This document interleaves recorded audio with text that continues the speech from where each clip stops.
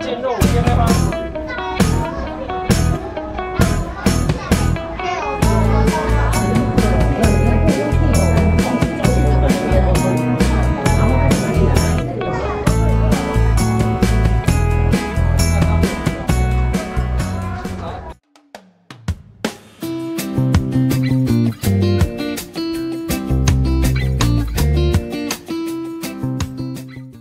这次的太想到处玩，来到了很久没来的澄清湖。一来是这里已经取消门票制，改成免费进出；二来就是超过30年的海洋珍奇园要即将歇业了。说到澄清湖，这真的能算早年高雄指标景点之一了。不但有湖景可以欣赏，在当时还有很多娱乐事物。小时候，父母还会带我们过来这里骑马，但时至今日，马场以及相关设施也早已拆除。实在是非常的可惜。我印象中还有一间悟空乐园，但是后来 Google 之后，居然找不到这间的历史，难道是曼德拉效应？如果有了解的观众，也欢迎到底下留言区分享。还是我真的记错了吗？虽然是免费入园，但还是要收停车费。不过门口也有 U-Bike 可以租借。如果只是要单纯逛湖景的话，我建议是借脚踏车就好。汽机车的停车费收费方式有点麻烦，虽然价格不贵，但收费动线不太好。假如是把目标放在海洋奇珍园就好，那不行也可以。但有一小段上坡路，不过走个5分钟也就能到了。那这边的不管是汽机车都有停车场，就连 U-Bike 在里面也有设站，其实也挺方便的，可以延续下一个行程，也能到附近多逛一下其他的景点。海洋奇珍园歇业的消息一传出，马上就涌进一堆人潮，真的是有点夸张，连我自己都吓一跳。门口的告示牌歪成这样，害我人也要跟着一起歪。要注意里面是没有厕所，要先到公厕去解决。既然人潮多成这样，那先来附近走走，等排队人潮少一点再来排好了。那先来看看这许久没来的澄清湖景色，是否还有如童年的记忆般呢？那也算是生不逢时，小时候连照相机都算是奢侈品，更别提买底片跟洗照片的双重费用了。所以很多回忆都是由片段的照片组合而成，与现在随手可拍的手机跟摄影器材是大为不同。那为了要享受随即可拍可录的方便性，那这个就是您不可或缺的好帮手了。这边特别感谢来自瑞典斯德哥尔摩的背包品牌 Gaston Luga。提供来自瑞典的极简设计背包，整体采用防水纯素材质，兼具时尚与实用性，用在拍摄与旅行的场合也相当的不错。像是我这种走到哪里就拍到哪里的模式，以前都还要带个 GoPro 随身盒来保护设备，变成出门都要搞的大包小包，一点轻便性都没有。现在这款 Gaston Luga Nikon 联名相机斜挎包，完全满足我手机与拍摄器材随手可拿的便利性。其内装硬壳的材质，更可以有效地保护拍摄器材。多项扣环的设计，让背包的容量更能提升多一点。出门的时候，就能很顺手地把器材往背包一放就行了。走到哪里，拍到哪里，都不会放过一个精彩的镜头。对我来讲，真的是非常方便的背包。那官网也提供很多适用于不同场合与款式的背包组合。这边我将官网网址跟相关资讯都放在资料栏里。另外，输入我的折扣码 LifeThai， 更能享有15%的折扣优惠，让各位观众有更多的参考跟选择。那这边再次感谢 Gaston Luga 的肯定与支持，才能有这次的工商服务机会。把镜头带回奇珍园这里，依旧是大排长龙，那就是排吧。排了快20分钟，终于到售票区了。这边还有提供有奖征答给小朋友玩，答对了还有冰淇淋可以吃，算蛮有心的。如果是高雄市民的话，还能用市民价来购买。冰淇淋的部分只要来个5星好评，大人也有得吃。这美人鱼的年纪看起来也不小了，加上门口的摆饰，真的就有一股浓浓的怀旧感了，像是以前那种很古老的儿童乐园气氛。不过也真的是趁这股热潮，很多亲子家庭客前来，也可能是想让小朋友体验看看爸妈小时候的水族馆吧。那经过漫长的等待后，终于要进到海洋奇珍园。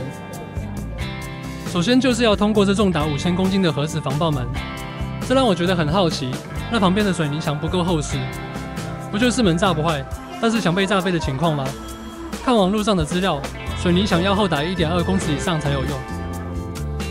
进入后斗大的地下碉堡标语就在眼前，不过实际上馆内并没有往地下前进，而是平面行走而已。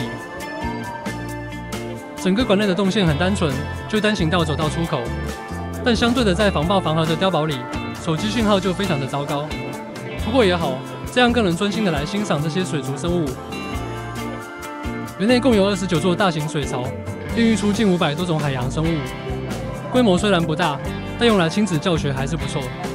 相对起这几年来其他县市开幕的大型水族馆，这里却是一种浓浓的怀旧感，就像是回到国小时候的户外教学。这海洋奇珍园的历史也颇具玩味，前身是地下作战指挥中心与避难所，是为当时的总统专用的设施。在荒废20年后，澄清湖由台湾自来水公司接手管理，随之演变成今日的模样。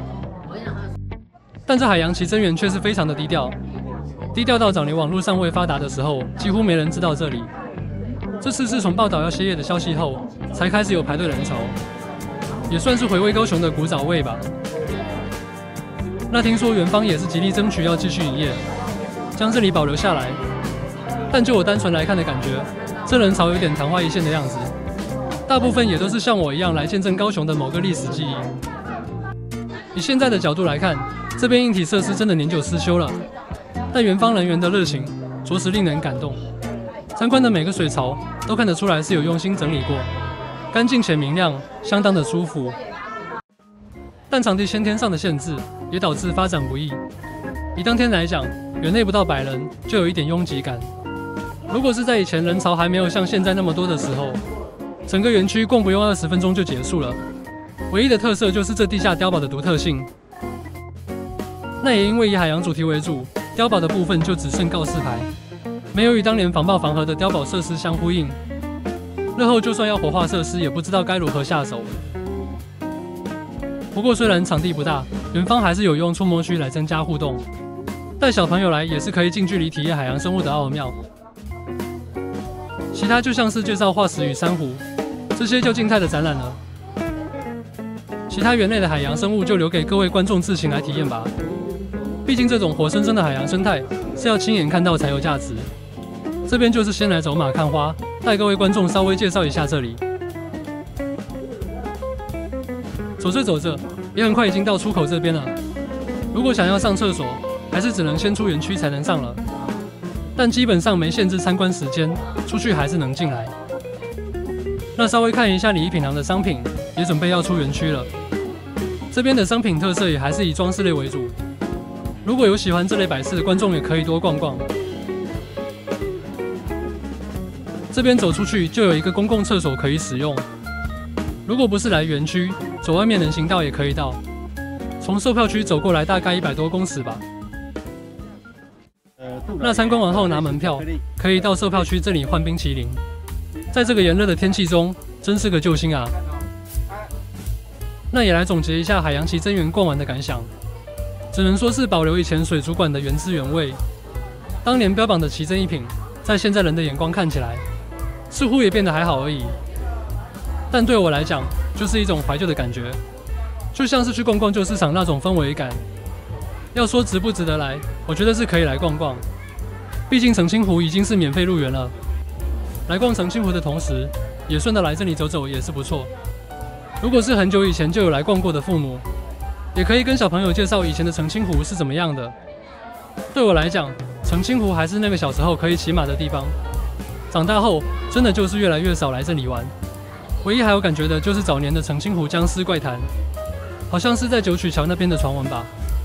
如果有了解这个八卦的观众，也欢迎到底下留言分享。